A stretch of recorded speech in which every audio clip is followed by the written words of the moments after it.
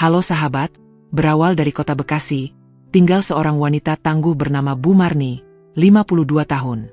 Ia seorang janda yang membesarkan anak perempuannya seorang diri, Aulia, 22 tahun, yang sedang menjalani kuliah. Bu Marni menjalankan usaha catering rumahan untuk bertahan hidup. Mereka tinggal di sebuah rumah kontrakan kecil di daerah Mustika Jaya, Bekasi. Bu Marni bukan orang kaya, tapi ia punya semangat luar biasa untuk melihat Aulia sukses. Sayangnya, hidup tak selalu berjalan sesuai rencana. Tulis di kolom komentar, kamu dari kota mana saat nonton kisah ini? Siapa tahu kita bisa saling kenalan. Di sebuah gang sempit di daerah Mustika Jaya, Bekasi, berdiri rumah kontrakan sederhana berlantai 1 dengan pagar besi cat hijau yang mulai berkarat. Disitulah Bu Marni tinggal bersama anak semata wayangnya, Aulia. Usianya sudah 52 tahun, tapi wajahnya tetap memancarkan keteguhan seorang ibu yang tak pernah menyerah. Sejak suaminya wafat belasan tahun lalu, Bu Marni menjadi tulang punggung keluarga. Ia membuka usaha catering rumahan dengan semangat yang tak main-main. Setiap pagi, aroma tumisan bawang putih dan wajan panas memenuhi dapur kecil di belakang rumah. Bu Marni mengaduk semur daging sambil sesekali menyeka keringat dengan ujung kerudung warna biru tuanya. Di ruang depan, Aulia yang masih kuliah semester akhir sibuk mengetik tugas di laptop pinjaman kampus. Mereka hidup pas-pasan, tapi cukup. Impian Bu Marni sederhana, bisa membuka warung makan di pinggir jalan agar tidak perlu repot keliling menerima pesanan kecil. Ia sering melamun di depan rumah sambil membayangkan papan nama bertuliskan, Dapoer Bu Marni, dengan pelanggan ramai dan suara sendok beradu. Suatu hari, saat sedang berbelanja bahan di pasar Kranji, Bu Marni bertemu teman lamanya, Mbak Salma.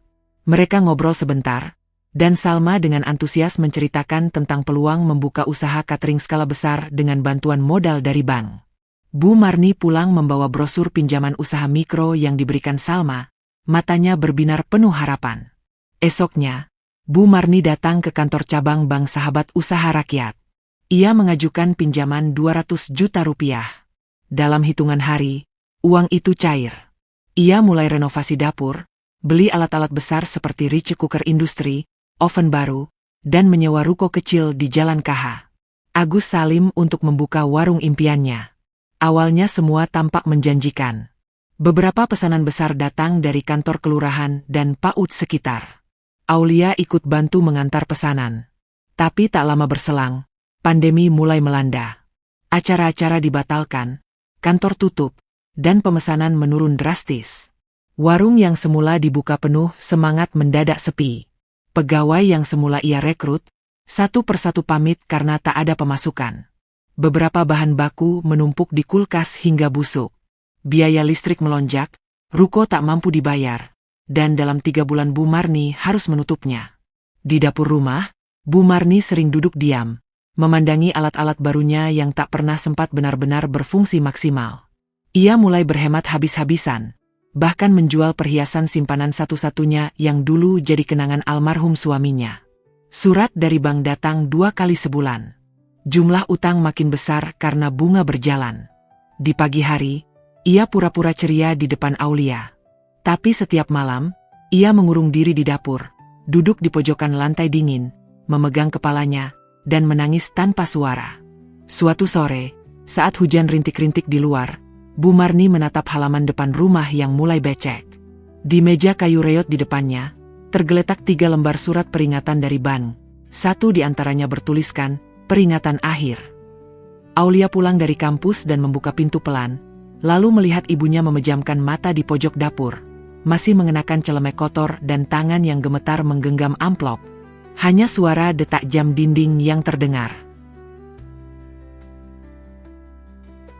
Langit Bekasi masih kelabu pagi itu. Bu Marni berdiri di teras rumahnya, memandangi jalan kecil di depan kontrakan. Air hujan semalam masih menggenang di beberapa titik, meninggalkan jejak ban motor dan daun-daun kering. Di tangannya tergenggam 2 amplop surat dari bank. Tangannya gemetar, matanya sembab karena begadang semalaman mencoba menghitung ulang sisa uang yang ada. Tabungannya tinggal ratusan ribu. Cicilan bank menanti tanggal jatuh tempo, dan dapur tak lagi berasap sejak 2 minggu terakhir. Dengan langkah berat, Bu Marni memutuskan keluar. Ia ingin sekadar mengalihkan pikiran. Ia naik angkot menuju Pasar Baru Bekasi, berharap bisa menjual satu-satunya mixer besar yang masih tersisa. Tapi di tengah perjalanan, takdir membawanya ke sesuatu yang tak ia duga. Saat turun di pertigaan dekat halte Transjakarta Kalimalang, matanya tak sengaja menangkap sosok wanita berpakaian elegan, mengenakan abaya coklat muda dengan tas branded menggantung di lengan. Rambut ikal kecoklatannya tergerai indah di bawah jilbab tipis yang tersampir seadanya. Wajahnya putih bersih, khas keturunan Timur Tengah. Bu Marni sempat mengerutkan dahi. Sosok itu familiar. Nabila? Suara Bu Marni lirih, hampir tak percaya. Wanita itu menoleh, dan seketika mata mereka saling bertemu. Butuh sepersekian detik sebelum Nabila tersenyum lebar. Marni! Astagfirullah, ini benar kamu. Mereka langsung berpelukan. Dua wanita yang dulunya teman di SMA Negeri 1 Bekasi, kini bertemu lagi dalam kondisi sangat berbeda. Nabila Assegaf, 45 tahun, dulu dikenal sebagai siswi blasteran Arab Yaman yang pendiam tapi punya otak bisnis luar biasa. Kini ia tampil penuh pesona, pemilik butik muslimah ternama di Jakarta Selatan. Sementara Bu Marni berdiri dalam balutan gamis polos dan sandal yang sudah aus. Mereka akhirnya duduk di sebuah kafe kecil di seberang jalan. Nabila memesankan teh mint hangat untuk Marni, lalu menatapnya lekat. Marni, kamu terlihat lelah sekali. Kenapa? Pertanyaan itu seperti membongkar tanggul perasaan. Air mata Bu Marni tumpah tanpa bisa dibendung. Ia mencoba tersenyum, tapi suaranya serak saat mulai bercerita. Tentang Catherine yang gagal, pinjaman bank, pegawai yang pergi, dan harapan yang hilang. Tentang rumah yang terancam disita dan keputusasaan yang tak sanggup ia sembunyikan. Nabila hanya diam, mendengarkan.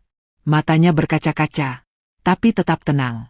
Setelah Bu Marni selesai bercerita, ia menggenggam tangan temannya erat. Marni, kamu datang padaku bukan kebetulan. Mungkin ini jalan dari Allah, katanya pelan. Bu Marni menunduk. Aku nggak tahu harus minta tolong ke siapa lagi. Aku butuh 300 juta buat menutup semua ini. Kalau enggak, rumah itu bakal diambil.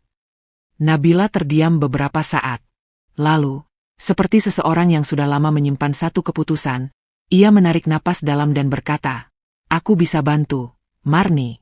Tapi aku juga sedang punya masalah. Bu Marni menatapnya, bingung. Suamiku, Sheikh Abdullah, tinggal di Riyadh. Kami baik-baik saja. Tapi sejak aku sibuk bisnis di Jakarta, dia sering sendiri. Aku tahu dia kesepian. Dan aku takut. Kalimat itu menggantung. Bu Marni tidak mengerti kemana arah pembicaraan ini. Aku butuh seseorang yang bisa jagain dia di sana. Yang bisa jadi temannya. Bahkan, istrinya. Dunia seolah berhenti berputar saat Nabila menatapnya dalam-dalam. Bagaimana kalau Aulia menikah dengan suamiku? Aku yang akan siapkan semuanya, termasuk maharnya. 2 miliar. Langsung lunas. Bu Marni membeku di tempat. Detak jam di dinding kafe terdengar begitu nyaring. Tangannya yang menggenggam cangkir gemetar. Kata-kata Nabila bergema berkali-kali di kepalanya, sampai napasnya terasa berat. Malam itu hujan turun pelan di atap seng kontrakan kecil di daerah Pondok Ungu, Bekasi. Di dalam rumah, lampu remang menyala dari sudut ruang tengah. Bu Marni duduk di tikar tipis yang sudah mulai usang, dengan wajah kusut, rambut berantakan, dan mata sembab karena terlalu lama berpikir.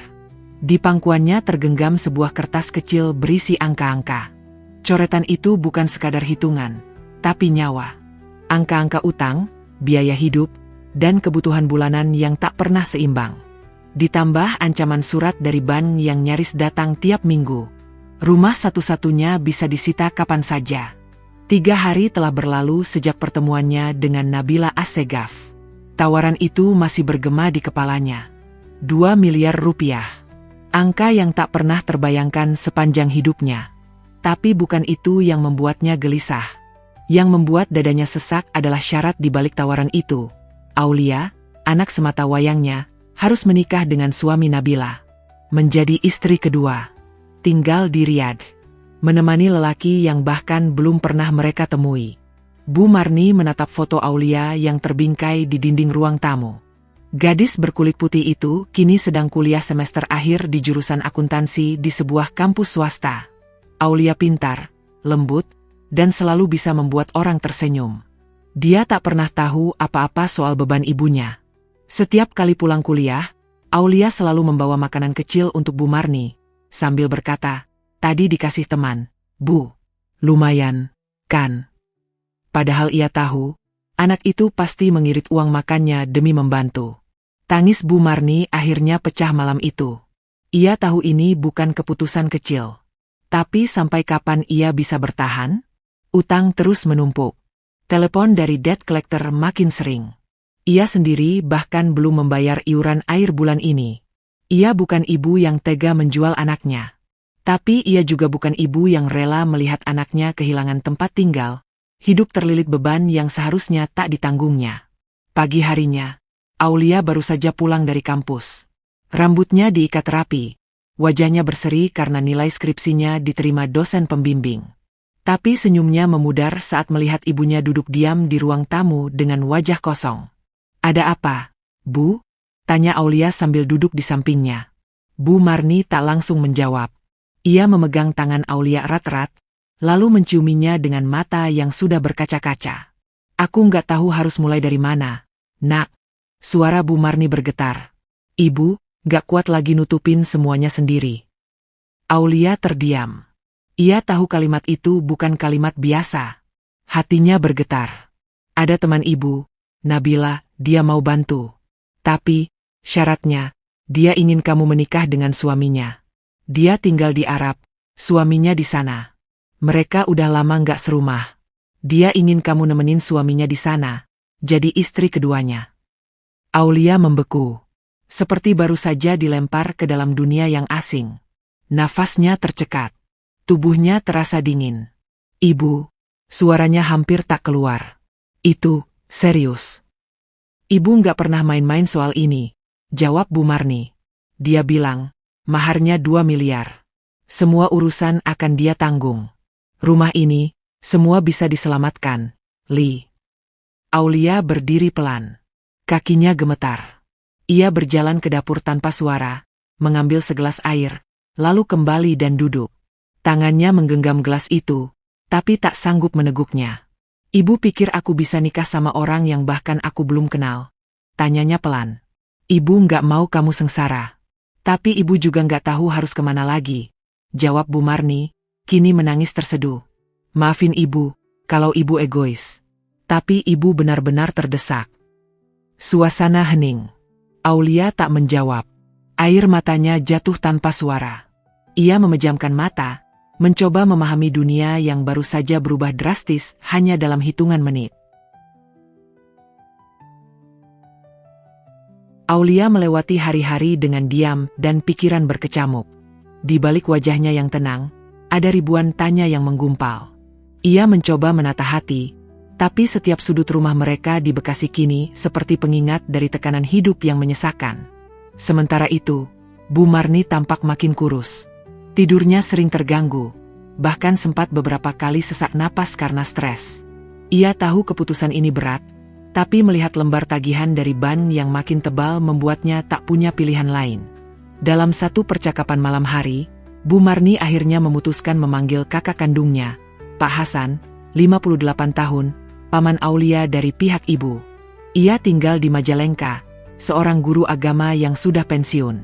Orangnya bijak dan selalu tenang, dikenal baik di lingkungan pesantren kecil miliknya. Setelah mendengar cerita lengkap, Pak Hasan menghela napas panjang. Awalnya ia tidak setuju, tapi setelah mendengar bahwa semua legal, sah, dan tak ada unsur paksaan, serta mahar yang ditawarkan mencapai 2 miliar, ia mengangguk pelan. "Kalau itu jalan untuk menolong hidup kalian, dan Aulia bersedia, bismillah. Tapi aku ikut. Aku akan jadi walinya dan pastikan semuanya berjalan terhormat." Aulia terdiam. Matanya merah. Ia tidak menyangka pamannya akan sejauh itu menunjukkan kepedulian. Seminggu kemudian, Semua dokumen selesai. Nabila mengurus visa, tiket, dan penginapan. Penerbangan malam itu dari Bandara Soekarno-Hatta terasa berat. Aulia duduk di antara pamannya dan Nabila. Tangannya tak lepas dari tas kecil berisi mukena dan buku doa. Pak Hasan menggenggam tasbih di pangkuannya, sesekali membaca pelan ayat-ayat pendek. Tiba di Riyadh, waktu menunjukkan pukul 6 pagi. Udara gurun terasa kering dan tajam, berbeda jauh dari Bekasi yang lembab. Di luar bandara, seorang wanita Arab bernama Hani menjemput mereka. Ia memperkenalkan diri sebagai asisten pribadi keluarga Sheikh Abdullah. "Selamat datang di Riyadh. Saya yang akan mengatur semua urusan hari ini," ucapnya dengan sopan. Mereka dibawa ke villa besar bergaya Maroko yang elegan. Di ruang tamu sudah duduk Sheikh Abdullah, pria tinggi berwajah teduh dengan jubah putih bersih dan surban rapi. Usianya terlihat matang, namun sorot matanya tidak menyeramkan. Ia berdiri dan menyambut Pak Hasan lebih dulu.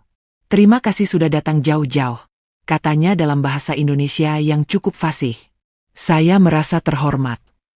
Tak lama, seorang ustaz lokal datang bersama 2 saksi. Ruangan didinginkan oleh AC besar yang tersembunyi di balik tirai tinggi. Aulia duduk dengan gaun gamis putih gading, wajahnya tertunduk, dan tangan dingin menggenggam jilbabnya yang halus. Pak Hasan berdiri di samping ustaz dan saksi. Ia memandang Aulia sejenak, lalu bertanya dengan suara lembut tapi tegas. "Nak Aulia, kamu bersedia dinikahkan dengan Sheikh Abdullah bin Fahd dengan mahar 2 miliar rupiah yang sudah diserahkan tunai melalui transfer bank?"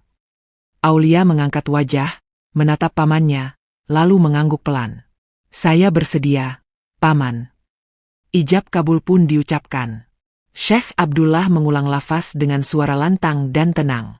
Tangannya menggenggam tangan Pak Hasan yang menjadi wali nikah Aulia. Semua berlangsung hikmat, tanpa pesta, tanpa musik, hanya doa-doa dan salam dari para saksi. Setelah semuanya selesai, Pak Hasan menepuk pundak Aulia pelan dan berbisik, "Kamu sudah sah jadi istri. Sekarang jalani dengan niat terbaik. Insya Allah semua akan jadi jalan kebaikan." Mereka semua berpindah ke ruangan terpisah. Aulia ditemani Hani ke kamar pengantin yang telah disiapkan. Ia duduk di tepi ranjang, matanya menyapu ruangan luas dengan jendela besar menghadap taman pasir khas Arab. Gorden tipis melambai pelan, dan cahaya matahari pagi menyelinap masuk, menciptakan siluet di dinding putih. Tak lama kemudian, pintu diketuk pelan. Sheikh Abdullah masuk. Ia tidak langsung mendekat. Ia duduk di kursi seberang ruangan dan menatap Aulia dengan tatapan tenang. "Kamu tidak perlu takut," katanya dengan suara pelan. "Malam ini, kita bicara saja dulu." Aulia menarik napas dalam, tidak menjawab. Ia hanya menunduk. Tangannya gemetar, tapi tak berkata apa-apa. Langit Riyadh menyambut dengan warna emas kejinggaan saat mobil hitam mewah berhenti di depan sebuah rumah besar bergaya Timur Tengah modern, di pinggiran kota. Gerbang besi berukir ayat kaligrafi terbuka perlahan. Aulia, gadis 22 tahun asal Bekasi, turun dengan langkah ragu. Ia mengenakan gamis putih panjang yang anggun dan jilbab sutra yang melingkupi wajah cantiknya yang bersih dan lembut. Mata beningnya berkaca, bukan karena terharu, tapi karena bingung dan takut. Ia resmi menjadi istri Sheikh Abdullah hari itu.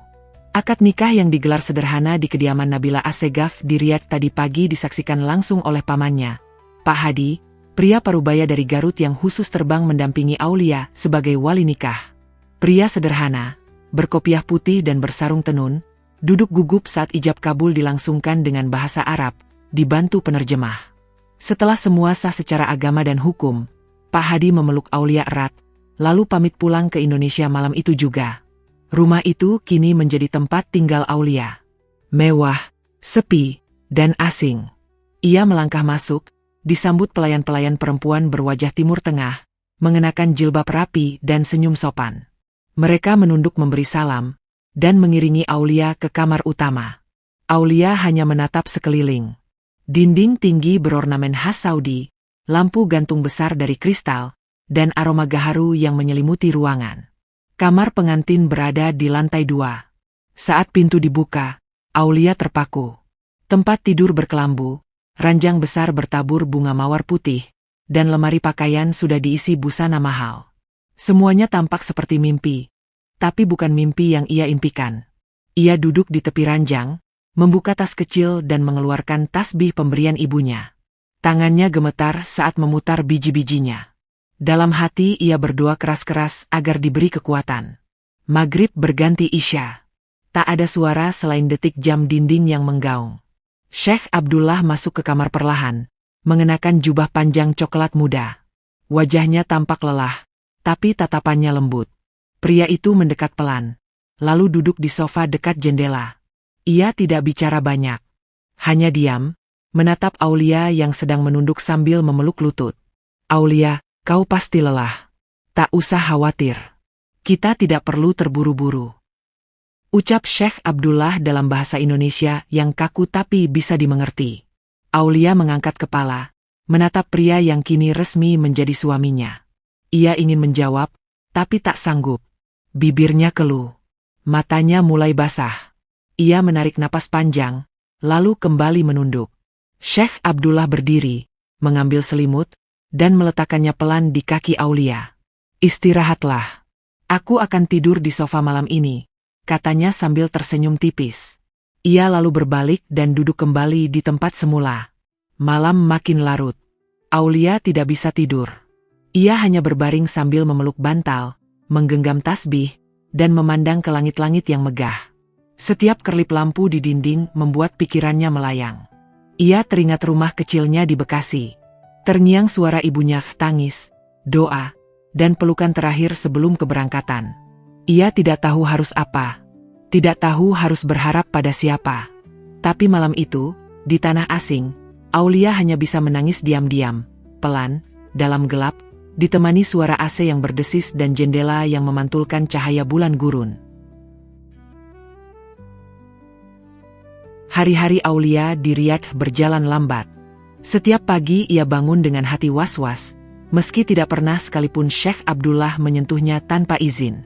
Lelaki itu justru tampak terlalu sopan, terlalu menjaga jarak, seperti menyimpan sesuatu yang belum terucap. Aulia mulai terbiasa dengan ritme rumah besar itu. Ia belajar sedikit-sedikit bahasa Arab dari para pelayan, mengaji sendiri di kamar, dan sesekali berjalan-jalan di taman belakang rumah, yang penuh bunga kaktus dan air mancur kecil.